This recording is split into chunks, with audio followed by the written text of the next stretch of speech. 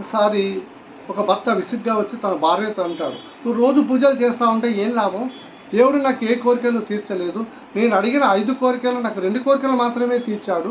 అసలు ఎందుకు ఇంత పూజ చేస్తున్నావు? చేయకూడదు అంటాడు అనమాట.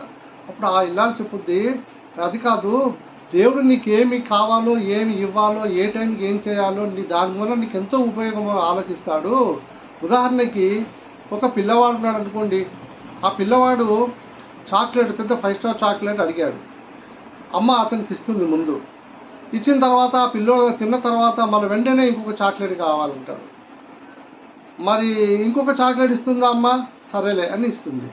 కానీ మళ్ళీ చాక్లెట్ అడిగాడు. అడిగినప్పుడు అమ్మ ఏమనుకుంటుంది, ఊరికే వీడు ఎక్స్ట్రా చాక్లెట్లు ఇవన్నీ తినటం వలన ఆరోగ్యం పాడైతాయి, పళ్ళు పుచ్చిపోతాయి, అనారోగ్యం అవుతామని అమ్మ ఇవ్వటం మానేస్తుంది. దాని అర్థం ఏంటి?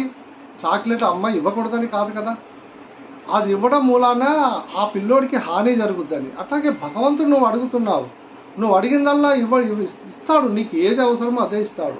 నువ్వు అదే అడగాలని, అదే మానేసి 10 కోరికలు అడిగా అవన్నీ నాకు ఇచ్చేసేయి అంటే ఆ కోరికలు నీ జీవితాన్నే నిన్ను పాడు చేసాయి అనుకోండి.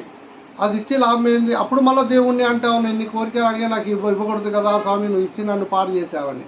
అందుకే భగవంతుడు ఇవ్వాలంటే ఇస్తాడు, జాగ్రత్తగా ఇస్తాడు. కాబట్టి ఏది జరిగినా మన మంచిగా అనుకొని ఆయనను ఆశ్రయించటమే. మనకి మంచి ఆయనే కదా.